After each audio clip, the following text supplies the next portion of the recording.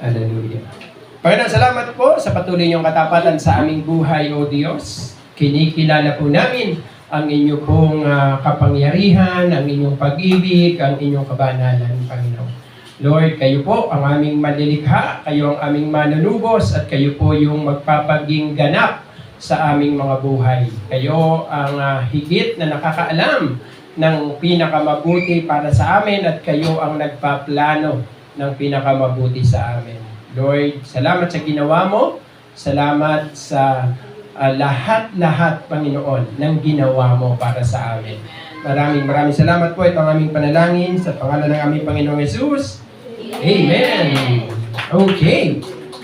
Sige po. Buksan niyo po ang inyong mga Bible sa Ephesians chapter 2. Ayan, basahin po natin yan. Ephesians chapter 2. Ano po? Okay, ito po yung nakasulat sa Ephesians. Babasahin ko po, ano? Oo, sabayan niyo po ako pag nakita niyo po sa inyong mga Bible. Ano? Sabi po diyan, noong unay patay kayo dahil sa inyong mga pagsuway at mga kasalanan. Sinusunod ninyo noon ang masamang takbo ng mundong ito at napailalim kayo sa pinuno ng mga kapangyarihan. Sabi po dito, sa himpapawid, ang espiritong naghahari sa mga taong ayaw pasakop sa Diyos. Ang totoo, tayong lahat ay dati ring namumuhay ayon sa pagnanasa ng ating laman at sumusunod sa mga hilig ng katawan at pag-iisip. Kaya't sa ating likas na kalagayan, kabilang tayo sa mga taong kinapupukutan ng Diyos. Verse 4, subalit, napakasagana ng habag ng Diyos at napakadakila ng pag-ibig niya sa atin. Tayo'y binuhay niyang kasama ni Kristo noong tayo'y mga patay pa dahil sa ating pagsuway. Naligtas nga kayo dahil sa kanyang kagandahang loob. Dahil sa ating pakikipag-isa kay Kristo Jesus, tayo'y muling binuhay na kasama niya upang mamunong kasama niya sa kalangitan. Ginawa niya ito upang sa darating na mga panahon ay maipakita niya ang di masukat na kasaganaan ng kanyang kagandahang loob sa kabutihan niya sa atin sa pamamagitan ni Kristo Jesus. Sapagkat dahil sa kagandahang loob ng Diyos, kayo ay naligtas. Ito'y kaloob ng Diyos at hindi mula sa inyong sarili. Hindi ito bunga ng inyong mga gawa, kaya't walang maipagmamalaki ang sino man. Kung ano tayo ngayon ay gawa ng Diyos, at sa pakikipag-isa natin kay Kristo Jesus ay nilikha niya tayo para sa mabubuting gawa na inihanda niya noong una pa man upang gawin natin. Ano po? So yun po yung nakasulat, no? Sinulat ni Apostol Pablo sa mga taga-Epeso. So pag binasa po nating maigi, no? Ano yung tunay daw na kalagayan ng tao? Oo, yun po ay kalagayan na hiwalay sa Diyos. Kalagayan ng pagiging makasalanan. Ano po? Ayaw magpasakop sa Diyos. Yun po ang sabi diyan.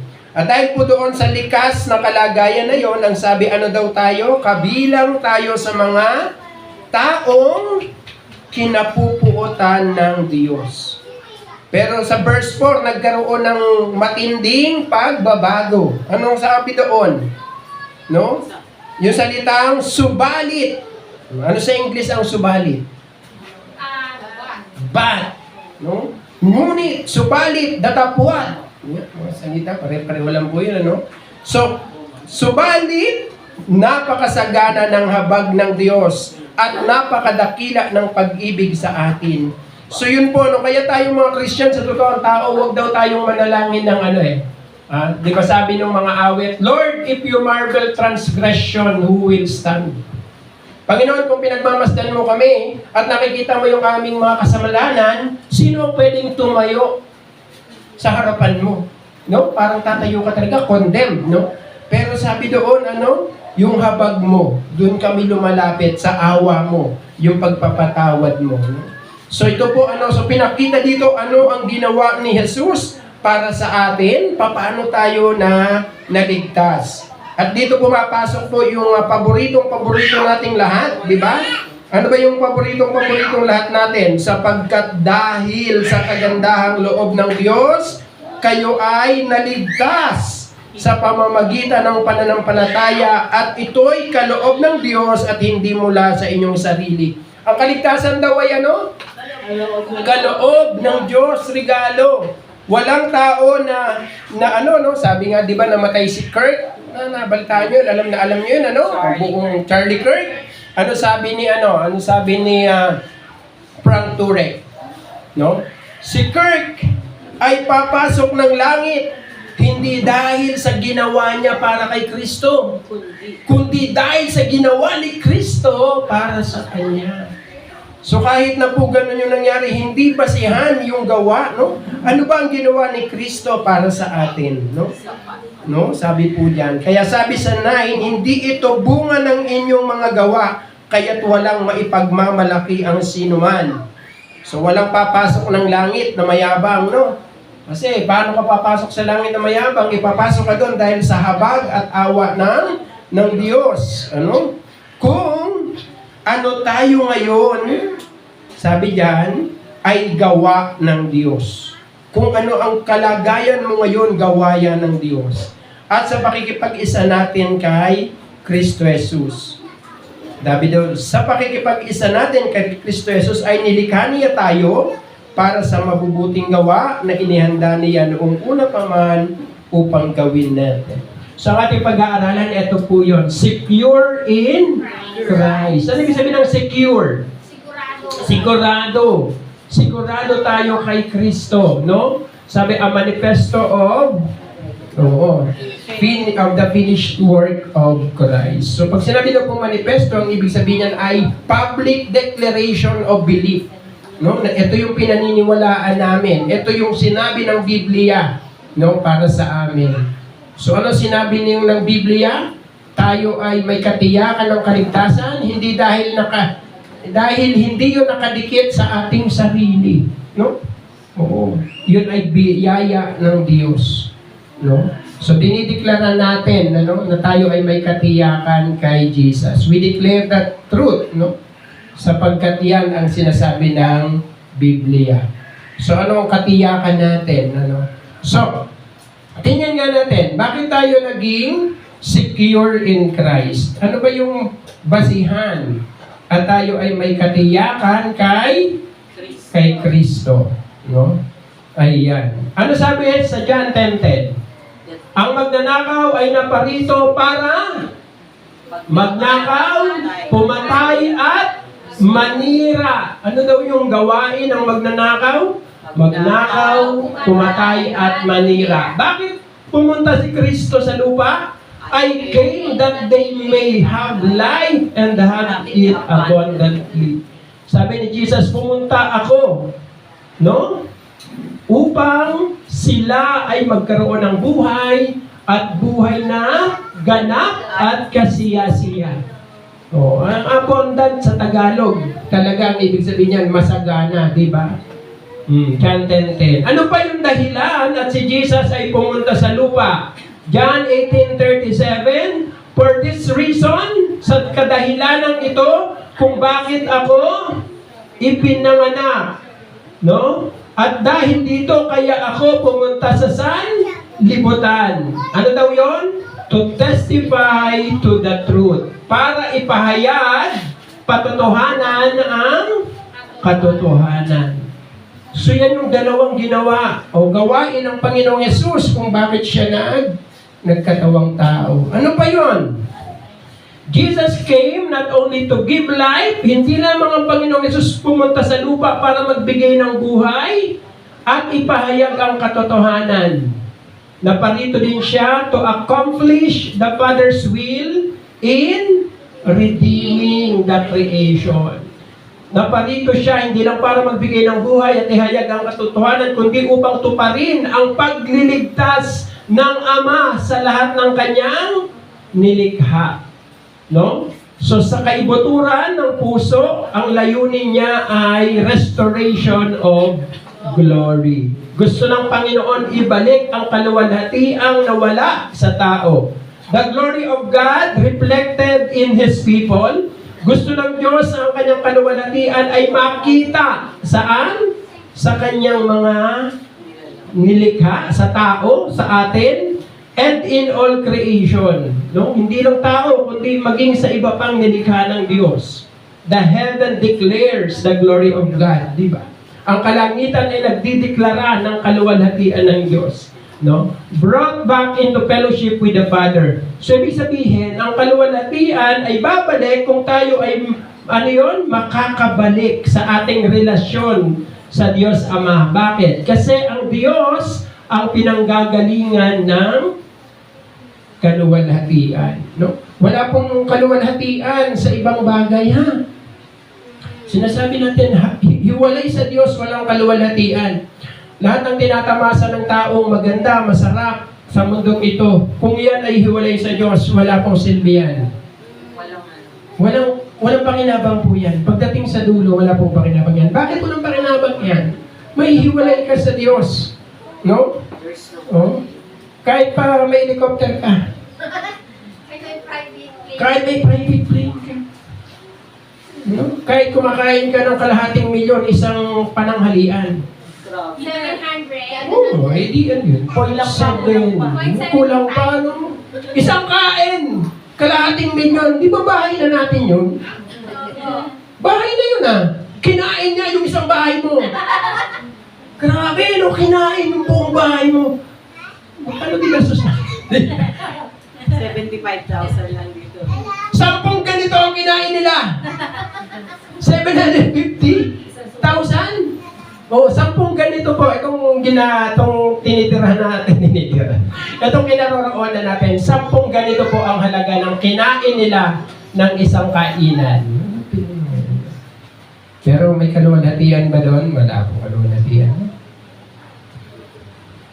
He declared His work complete. Ano daw yun? Idiniklara ni Jesus na ang kanyang gawain, yung pinagagawa sa kanya ng Diyos ay tapos na. Nangyari. Nagawa niya ang pinagagawa ng Diyos. I have brought glory on earth. Ano? Binigyan kita ng kaluwalhatian dito sa lupa sa pamamagitan ng pagtapos ko. Ano daw yun?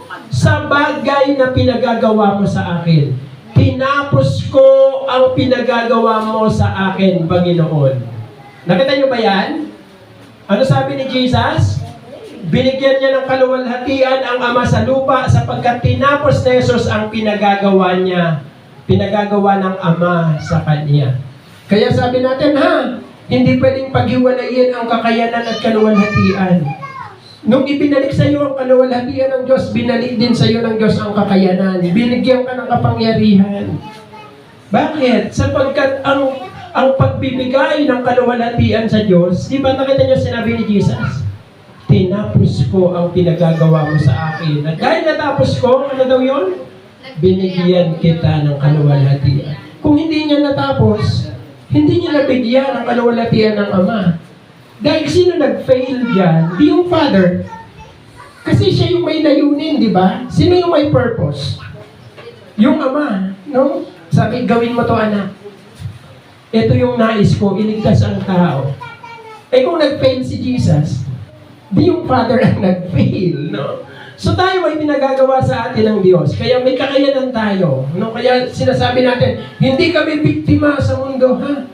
We are not victims. No, hindi tayo mga biktima sa mundo, tayo ay victorious, no, dahil kay Jesus. When Jesus had received the sour wine, He said, "It is finished." 2 beses, no? Sabi niya, tinapos ko pinagagawa mo sa akin. Tapos sa cross, sabi niya, "It is finished." Then He bowed His head and gave up His spirit. Natapos ni Jesus ang kanyang gawain, no? natapos ng Panginoong Jesus ang kanyang gawain. So yung kanyang pagkamatay sa krus at diniklara niya na natapos na. No? Sa iba, pag natapos na, parang nakaraos na ako. Hindi po yun nakaraos, ha? Yung parang, natapos na. Ano ba tawag natin? Parang yung mga aborido sa buhay. Tapos yung aborido sa buhay, magpapakamatay, no? Matatapos na. Hindi ganun yung sinabi ni Jesus na natapos na. Yung sabi niyang natapos na, ang ibig sabihin doon, yung pinagagawa ng Ama sa akin, natapos ko. Victorious po yun. Declaration yun ng victory. Hindi yun pagtakas. Nung sinabi ni Jesus na, Lord, natapos ko na pinagagawa mo sa akin, tapos namatay siya. Yung pagkamatay, yun yung pagbabayad niya. Yun yung katuparan ng kaligtasan ng tao. Kaya yun ay, ano yung roar sa Tagalog? Ikaw. Sigaw, o kaya naman ay atungan. Hindi atungan na yun.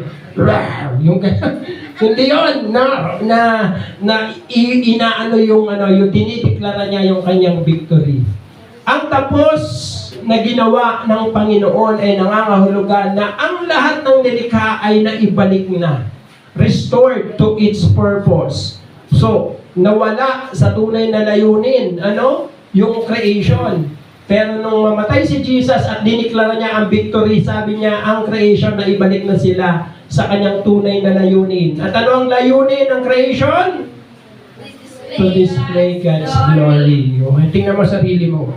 Yan ha. So sabihin mo sa sarili mo, ako ay kapahayagan ng kaluwalhatian ng Diyos. So dapat ganun, We declare, kapahayagan tayo ng kapangyarihan ng Diyos. Ano ba sunod? Creation is restored. Redemption accomplished.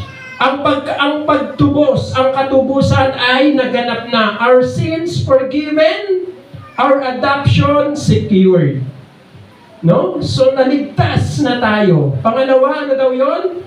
Pangatlo, sanctification guaranteed. Ang ating kabanalan, ang ating pagiging banal ay garantisado. Ibig sabihin ng garantisado, sigurado na. Bakit? The Spirit perfecting us for glory. So kahit nasa laban pa tayo ngayon, sigurado na po yan. Kasi sabi doon, ang down payment ay ang banal na spirito na binigay sa atin. Kung nasa atin ang banal na spirito, katiyakan na lulubusin ng Panginoon ang kanyang pagliligtas sa atin. So yan yung sinasabi diyan, Okay. So ayan, nakita po natin yung mga gawain ng Panginoong Jesus. Ginawa niya yan para sa atin. Okay? Sabi po diyan, through the cross, dahil sa cross at sa pagkabuhay na maguli ng Panginoon, Christ has brought us into the Father's glory. Ibinalik tayo ni Kristo sa kaluwalhatian ng Diyos, fulfilling the eternal plan that all things be united in Him. Ephesians 1:10. Ano po ba sabi sa Ephesians 1:10? So basahin ko po ipinaunawa sa atin ng Diyos ang hiwaga ng kanyang kalooban ayon sa kanyang layunin na isa sa katuparan sa pamamagitan ni Kristo. Ano daw yung layunin ng Diyos? Pagdating ng takdang panahon, layunin niyang tipunin ang lahat ng nilikha sa langit at sa lupa at ipasailalim ang mga ito kay Kristo. So, ibig sabihin po, dahil nagkaroon ka ng kaugnayan kay Kristo, na ibalik ang iyong kaluwalhatian. Ang kanyang tagumpay ay nagbalik sa sangkatauhan sa kanyang nararapat na lugar, rightful place, bilang mga anak na lalaki at anak na babae ng Diyos. At ito ay sabi, reflecting His image, ipinapakita nito yung kanyang imahe and sharing in His reign. So, sabi ng Panginoon, ibabalik ko ang iyong kaluwalhatian at maghahari kang kasama ko. So, yun ang panawagan sa atin bilang mga Kristiyano. Okay? So, to be secure in Christ is to live from this finished work. So, bakit may katiyakan tayo? Dahil tinapos na ni Kristo ang kanyang gawain. So, ano dapat daw gawin? Standing firm in His victory. So, tawag nga sa mga Christians, hindi lang tayo victorious. Anong tawag doon? So, higit pa sa mananagumpay. Bakit higit pa sa mananagumpay? Kasi, yung katagumpay ni Jesus, ibinigay sa atin. Ano? His victory, walking in His glory, lumalakad sa kanyang kaluwalhatian, and pressing forward with unshakable hope. So, lumalakad pa abante na merong pag-asang hindi, anong unshakable? Magigiba. Hindi natitinag, hindi nagigiba, hindi natitinag, hindi nauuga. No? So yan yung, bakit yan? Dahil may ginawa si Kristo para sa atin. So anong dapat na deklarasyon natin? Kung ang mga bagay na ito pala, ginawa na ni Jesus para sa akin, para sa atin. No? Gaya na binasa natin, nung tayo makasalanan pa, namatay si Jesus para sa atin. So anong deklarasyon natin? Na.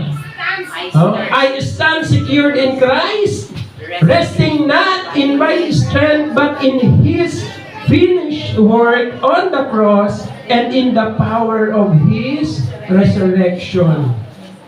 So hindi ako umaasa sa sarili kong lakas, nakatayo ako at tiyak ako saan? Sa lakas. Mayroon si Kristo. Doon sa ginawa niya sa krus para sa akin. Doon sa tinapos niya sa krus at doon sa kanyang pagkabuhay na mag-uli. So dito po nakatayo ang ating katiyakan, ha? So hindi tayo umaasa sa ating sarili. Kanino tayo nakatayo? Sa ginawa ni Jesus. Tama, kay Jesus. Sa ginawa niya para sa atin. So yun yung deklarasyon natin. Bakit tayo naniniwala dyan sa deklarasyon na yan? Because the creation is fulfilled. In Him all things work together, sabi sa Colossians 1:17. So ano ba sa Tagalog ang nakalagay sa Colossians 1:17? Sabi diyan, siya ang una sa lahat at ang buong sansinukob ay nananatiling nasa kaayusan sa pamamagitan niya. No? Bakit ang mga planeta hindi nagbubungguan? No? Bakit tayo nakakahinga? Bakit tayo nabubuhay? Eksakto yung hangin. Eksakto yung araw sa atin. Ano? So ang kaayusan, lahat ng bagay sa mundo, at hindi na sa mundo, sa buong universe, kaya may kaayusan dyan dahil kay Kristo. No? So ano ang deklarasyon natin dyan? No? Kung lahat ng bagay ay inayos ng Panginoon, no? Inilagay niya sa kaayusan. No? My life has purpose, direction, and glory because I was made through Him and for Him.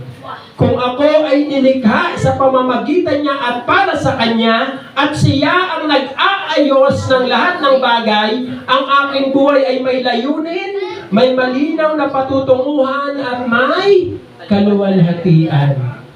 So maganda bang i-declare yan? No? My life has purpose. My life has No? Direction and glory because I was made through Him and for Him. So kaya ka nilikha para dyan. No? Sabi natin, tinubos din tayo. No? He Himself bore our sin in His body on the tree. Sa Tagalog. Ano po sabi sa Tagalog sa unang Pedro? So mabilis ba sa Bible yung mga nandyan? Okay? Sa kanyang pagkamatay sa krus, pinasan niya ang ating mga kasalanan. So dito po ang pagkasabi, pinasan.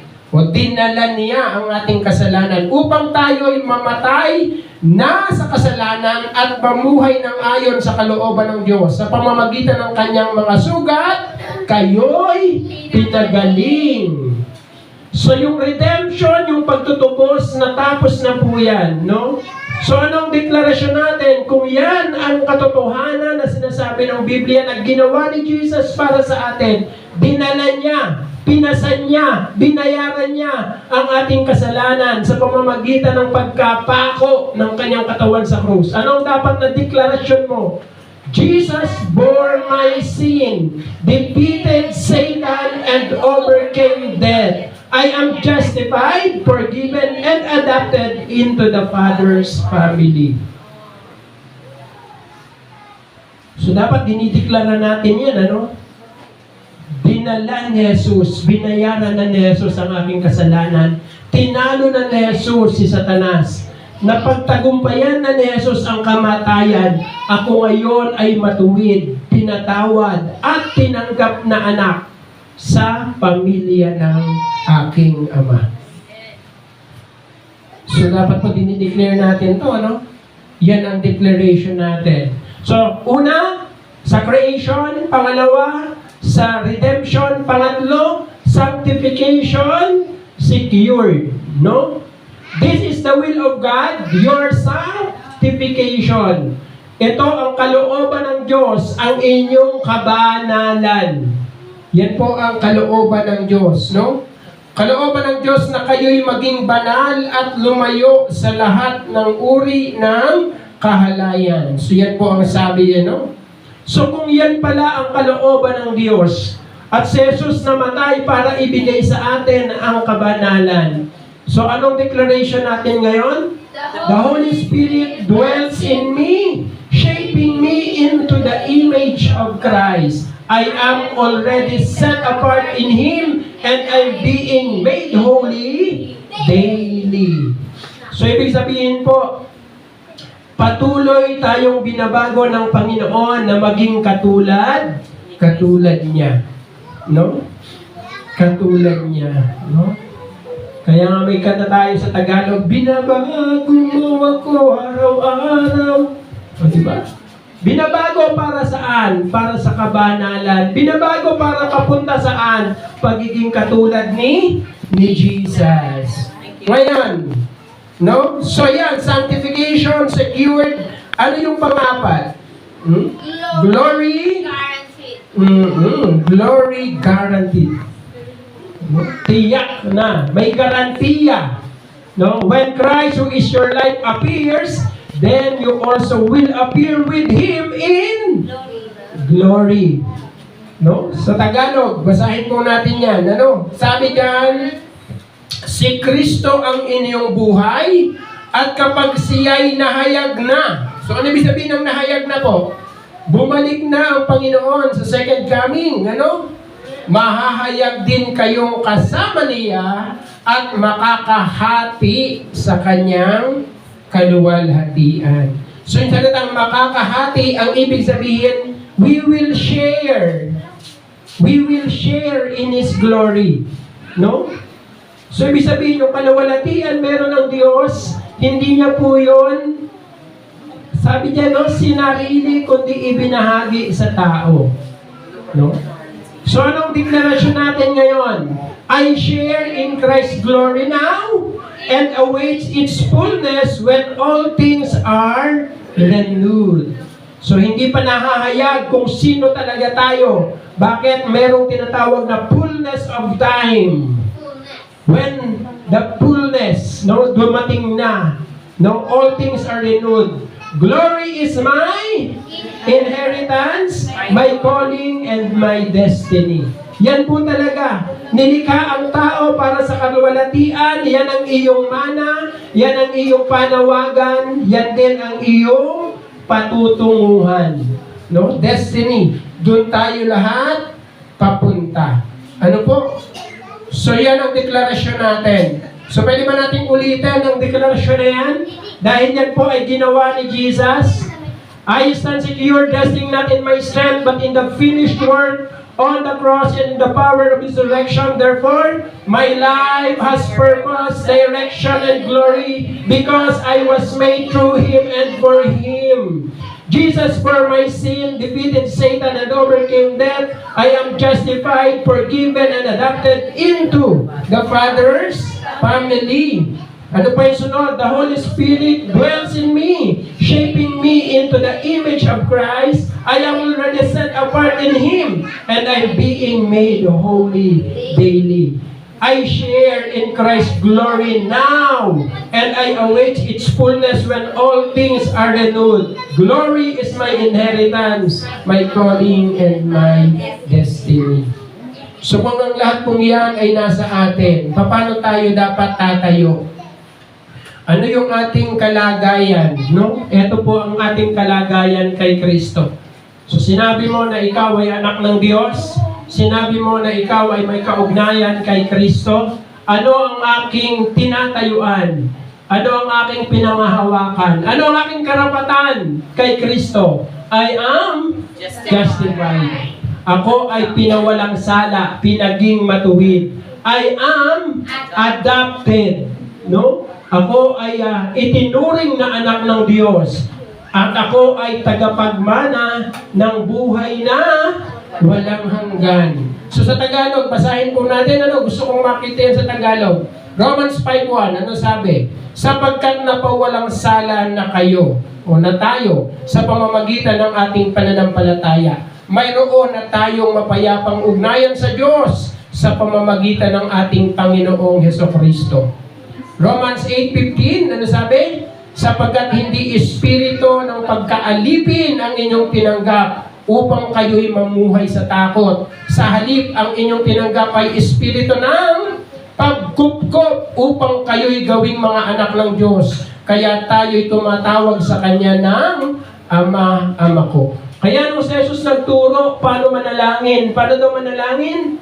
Ama naming nasa langit. Ama natin ang Diyos. Tito 3:5-7, sabi diyan, iniligtas niya tayo, hindi dahil sa ating mabubuting gawa, kundi dahil sa Kanyang habag sa atin. Tayo'y iniligtas niya sa pamamagitan ng Espiritu Santo na naghugas sa atin upang tayo'y ipanganak na muli at magkaroon ng bagong buhay. Masaganang ipinagkaloob ng Diyos sa atin ang Espiritu Santo sa pamamagitan ng ating tagapagligtas na si Jesucristo upang tayo'y gawing matuwid sa pamamagitan ng Kanyang kagandahang loob at tayo'y maging tagapagmana ng inaasahan nating buhay na walang hanggan. Ano daw tayo? Ano daw yung karapatan mo bilang anak? Ayan po, justified, adopted, heirs of eternal life. No? Ano mga pribilehiyo meron ka bilang Kristiyano? I have communion with God. Ano yung communion? May kaugnayan, may pakikipag-isa ka sa Diyos. Hindi kayo magkalayo. Magkalapit kayo ng Diyos. May kaugnayan. Access to grace. Meron kang ano yung access? Ha? Tayo pa'y nahirapan sa Tagalog, ano? Ibig sabihin, pwede kang lumapit, no? O pwede mong tanggapin yung biyaya ng Panginoon. Nasa iyo yun. At Spirit-empowered living. No? May passes. 1 John 1:3, ipinahayag nga namin sa inyo ang aming nakita, narinig upang makasama kayo sa aming pakikiisa sa Ama at sa Kanyang anak na si Jesucristo. Upang, ano daw yan? Makasama kayo sa aming pakikiisa, communion with God. Pakikiisa sa Ama at sa Kanyang anak na si Jesucristo. Romans 5:2, no? Sa pamamagitan ng pananampalataya kay Jesucristo, tinamasa natin ang kagandahang loob ng Diyos. Yun po yung yung grace, tinamasa natin ang kagandahang loob ng Diyos at tayo'y nagagalak dahil sa pag-asang tayo'y makakabahagi sa Kanyang kaluwalhatian. Ano din gusto ng Diyos sa atin? Nilikha ka para sa kaluwalhatian, ha? Nilikha ako para sa kaluwalhatian. 5:16 ng Galatia. Ano po? Sinasabi ko sa inyo, mamuhay kayo ayon sa Espiritu at hindi ninyo, sabi diyan, pagbibigyan ang pagnanasa ng laman. Empowered living, no? So ito yung mga pribilehiyo na meron tayo. Ito yung karapatan na meron tayo. Kanino? Sa ginawa ni Kristo para sa atin. Pero napansin nyo ba na tayo nasa mundo pa? No? So ito ay ginawa ni Kristo para sa akin, pero nasa mundo pa tayo. Ano? So ibig sabihin kung nasa mundo tayo, meron tayong mga laban. Nasa laban pa tayo. Gusto mong maranasan lubos-lubusan yung mga binanggit natin? Ano bang prayer? Ano prayer mo pagka gusto mo maranasan ang lubos-lubusan? Ang prayer mo lang, Lord, dumating ka na. Take me home. Pangalawa, Lord, Take me home. parang gusto ko nang umuwi. Ano yung umuwi? Kasi, di ba? Pumunta sa'yo. Taga-rito eh. Pero, yun nga, dahil nandito ka pa, meron kang laban. Kaya meron tayong armas, merong binigay sa ating armas ang Diyos. I will. Ibig sabihin, iwinawasiwas. Yung will, no? Ang salita ng Diyos. So, kasi espada po yan, ano? The Spirit, ang Espiritu, ang dugo ng Panginoon, ang panalangin, at ang otoridad sa Kanyang pangalan. Ito yung mga binigay sa iyo ng Diyos para ikaw ay magtagumpay. Ephesians 6:17. Basahin natin, isuot ninyo ang helmet ng kaligtasan at gamitin ang tabak ng Espiritu na walang iba kundi ang salita ng Diyos. Kaya si Jesus, nung hinarap niya si Satanas, ano ginagamit ni Jesus? Nasusulat. No? So pagka si Satanas umaatake, sinasabi ni Jesus sa kanya, nasusulat.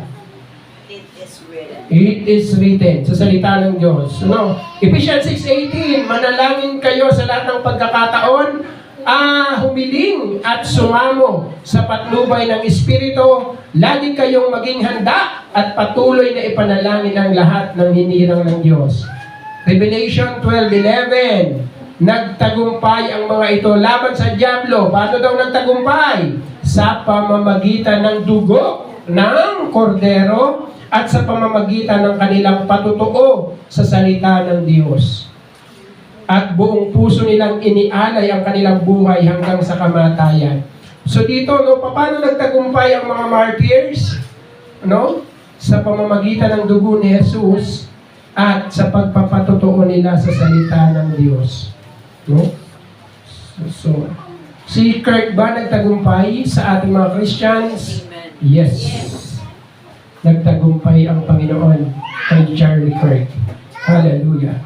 Verse 6, ito yung binasa natin kanina tungkol sa pananalangin. Huwag kayong mabalisa tungkol sa anumang bagay. Sa halip, hingin ninyo sa Diyos ang lahat ng inyong kailangan sa pamamagitan ng panalangin may pasasalamat. So, paano daw tayo magtatagumpay? Sa pamamagitan ng panalangin may pasasalamat. Luke 10:19, sabi diyan, binigyan ko kayo ng kapangyarihang tapakan ang mga ahas at mga alakdan at daigin ang lahat ng kapangyarihan ng kaaway at walang makakapanakit sa inyo. Binigyan ko kayo ng kapangyarihan sa aking pangalan.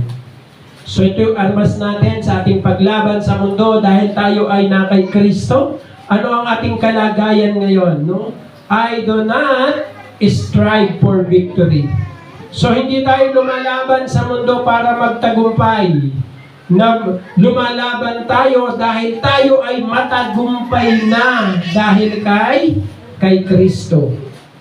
Hindi po tayo lumalaban para manalo. Nanalo na si Kristo. At yung panalo ni Kristo, yun ang binigay sa atin.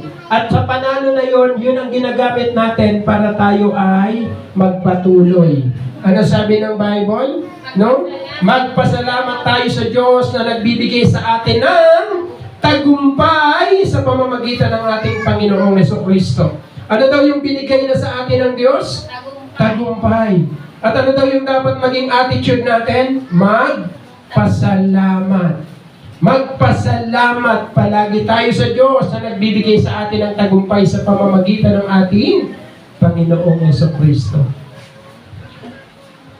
So kung ito ay tatayuan natin, paano tayo dapat mag-isip? Paano ka nag-iisip? Kung kung ito palang mga bagay na to ginawa na ni Jesus para sa akin, paano ako dapat mag-iisip bilang Kristiyano? Tingnan niyo po yan. Ano yung attitude na dapat meron tayo? Confidence. Anong una? Confidence na condemnation. So meron akong katiyakan. Ano yung confidence? Katiyakan. Hindi sumpa, no? Hindi guilt. Dahil kay Kristo, no? Dahil si Kristo, ginawa ito para sa akin at tinanggap ko ito, nagpasakop ako kay Kristo, wala na dapat condemnation, kundi confidence. I boldly approach the throne of grace. Hebrew 4:16. Ano sabi diyan sa Hebrew 4:16? Kaya't huwag tayong mag-atubiling lumapit sa trono ng mahabaging Diyos upang makamtan natin ang habag at pagpapala na tutulong sa atin sa panahon ng ating pangangailangan. Huwag tayong mag-atubiling lumapit. So huwag mag-atubili. Ano ibig sabihin nun? Hindi ka dapat nagdadalawang isip paglapit sa Diyos. Meron kang confidence. Meron kang katiyakan sa paglapit. So unang-una, kung tayo ay na kay Kristo, dapat meron tayong katiyakan, no? Confidence. Pangalawa, ano daw dapat? Gratitude. Hindi grumbling. Ano ang grumbling sa Tagalog? Reklamo. Nagre-reklamo. May salita yan eh. Sa Bicol may salita niyan yung murog-murog. Alam niyo yung murog-murog? Yung sumusunod pero nagsasalita ng kung ano-ano. Murog-murog ang tawag sa akin yan. Murmur. Oo, yung sumusunod pero ang isip, ang sama ng loob, salita ng salita. So hindi ganun. Sabi doon, ang attitude mo dapat ay mapagpasalamat. Hindi ka nagmumurmur. No. I rejoice in every blessing. Pinagpapasalamat ko lahat ng biyaya ng Diyos. Ano ba yung mga biyaya ng Diyos? Bawat hinga mo, biyaya ng Diyos yan, ha? Bawat hinga mo, biyaya ng Diyos yan. Marami hindi na humihinga. Di ba? Tumigil na. Humigil na. O humihinga dahil may nakakabit. At magpasalamat kayo sa Diyos sa lahat ng pagkakataon. Kailan daw magpapasalamat sa Diyos? Sa lahat ng pagkakataon. Sapagkat ito ang kalooban ng Diyos para sa inyong pakikipag-isa kay Kristo. So, dapat magpasalamat sa Diyos sa lahat ng pagkakataon. So, confidence, gratitude. Sunod, humility na pride. My boast is only in the cross. Ang aking pagyayabang, kung meron na akong ipagyayabang, ay ang cross ni Kristo. Hindi ang sarili ko. No? So, humility, not pride. No?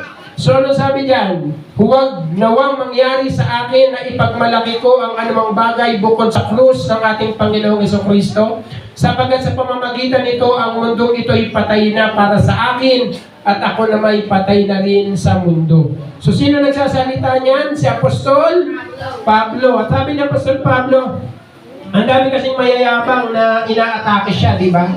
Inaatake siya. Sino ka ba? Parang gano'n. Sino ba tong tao na to?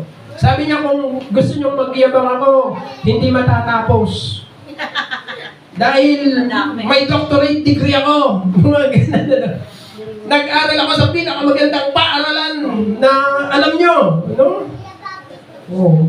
Sa pagdating sa paggawa ng bagay, hindi nyo rin ako pwedeng yabangan. Bakit? Kaya ko ngang manakit dahil sa paniniwala ko eh. Actually, may namatay nga dahil sa kanyang paninindigan. No? So sabi niya, wag kayong magyabang. At kung ako ngayon ay magyayabang, hindi ko ipagyayabang yung mga bagay na meron ako. Ang ipagyayabang ko ay ang krus ni Kristo, ang ipagmamalaki ko. Sapagkat sabi niya, wala nang halaga sa akin yung mga bagay sa mundong ito. Ang mahalaga sa akin ay si Kristo. So ito yung mga attitude na dapat meron ng Christians. Confidence, gratitude, humility. Tapos, ano sunod? Hopeful endurance.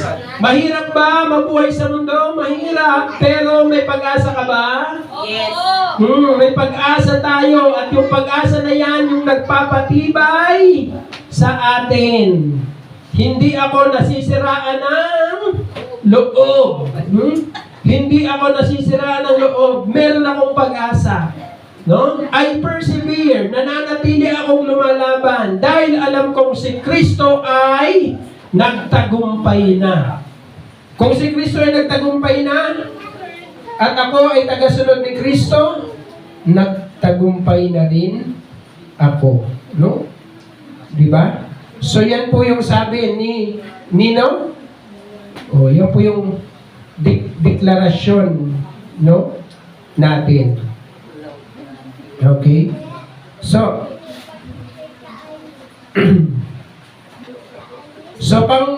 ano pa yung attitude na dapat meron tayo?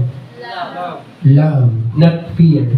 Pag-ibig, hindi pagkatakot. Perfect love secures me and drives me forward. Yung pag-ibig ng Diyos sa akin, yun ang aking katiyakan at yun ang nagpapaabante sa buhay ko. Hindi ako aatras. Hindi ako susuko. No? So yun yung sabi diyan. Okay? Okay?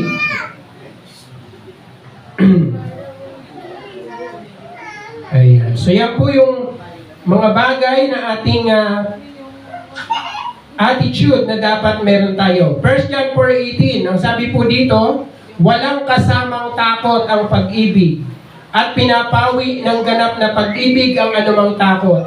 Hindi pa ganap ang pag-ibig ng sino mang natatakot sapagkat ang takot ay kaugnay ng parusa.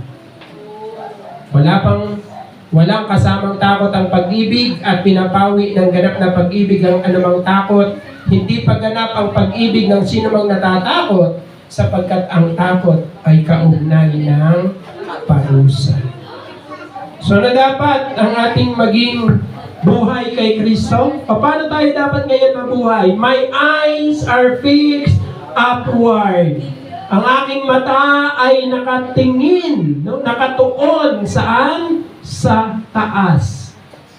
Giving glory to God. Nabubuhay ako para bigyan ng kaluwalhatian ang Diyos. Katulad ni Jesus. No? Katulad ni Jesus. Ituon natin ang ating paningin kay Jesus. Sa Kanya nakasalalay ang ating, sabi diyan, pananampalataya. Okay? Sa Kanya nakasalalay ang ating pananampalataya. Mula simula hanggang katapusan. Dahil sa kagalakang naghihintay sa Kanya, hindi niya inalintana ang kahihiyan ng pagkamatay sa krus at siya ngayon nakaupo sa kanan ng trono ng Diyos. So ito katulad ni Jesus. Dahil tayo ay na kay Kristo, siya ang modelo natin. Paano tayo dapat mabuhay? Katulad ng kay Jesus. Ang Kristiyano ay tinawag papuntang langit. At ang langit, saan daw papunta yon? Pataas. No? Pataas.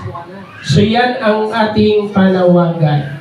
So, kung ang ating mata ay naka-fix pataas, ang ating paa naman mananatiling grounded. Anong grounded? Nakalapat sa lupa. Pag sinabing nakalapat, hindi ka madaling matumba. Matibay ka. Ang aking paa ay nakalapat ng maayos sa lupa. Firm in His finished work.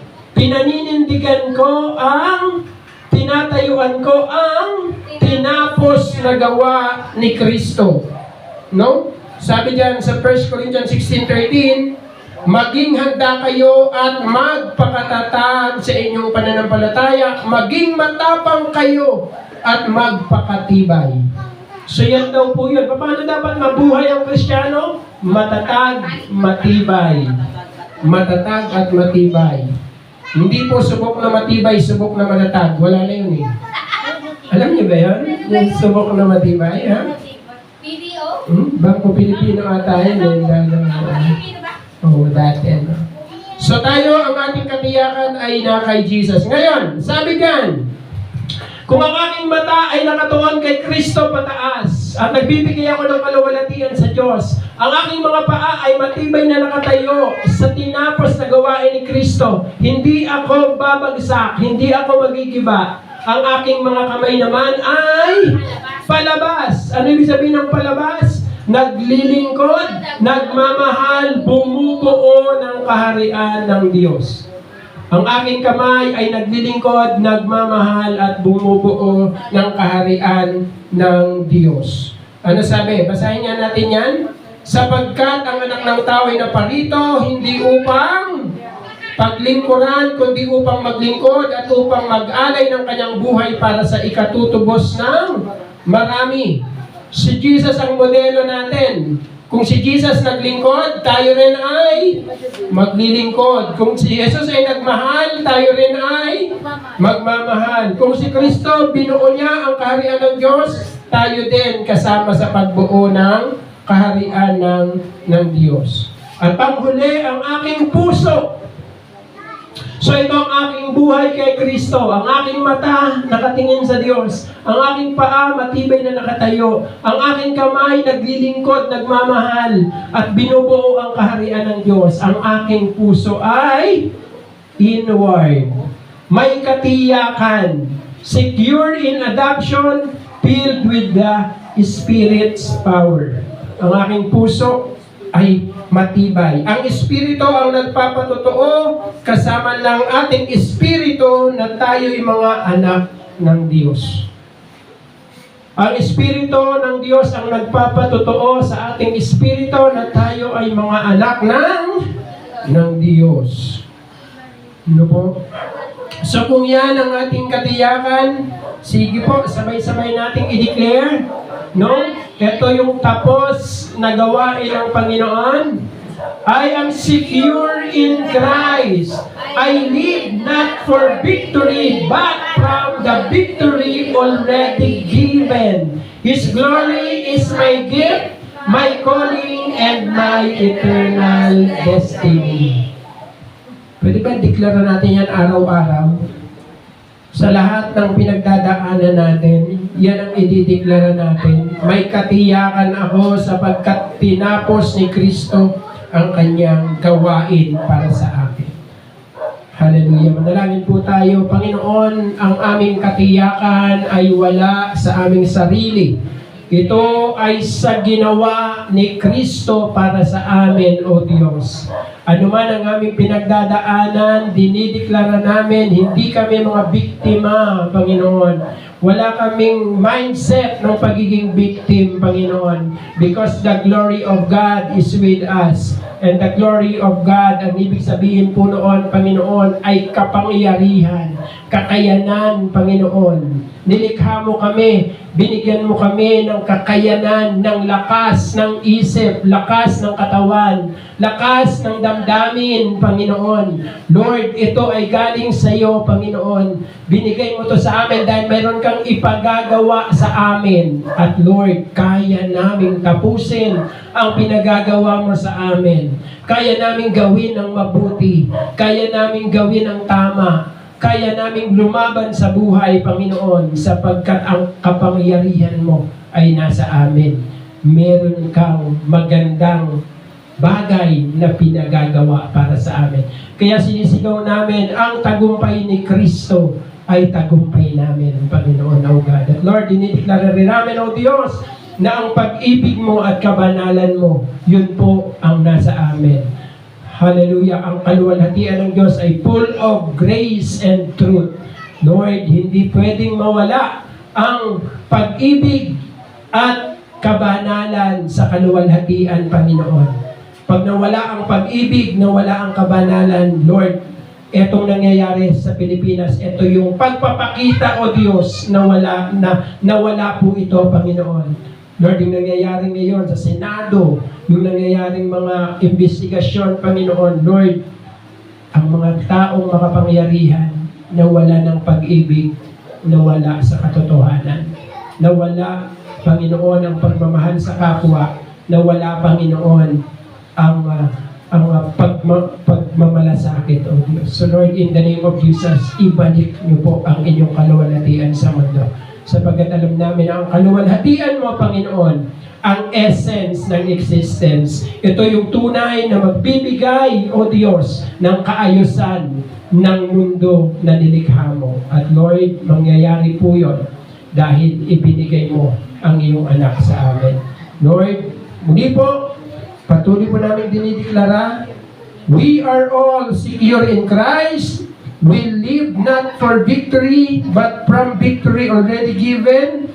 His glory is our gifts, our calling, and our destiny.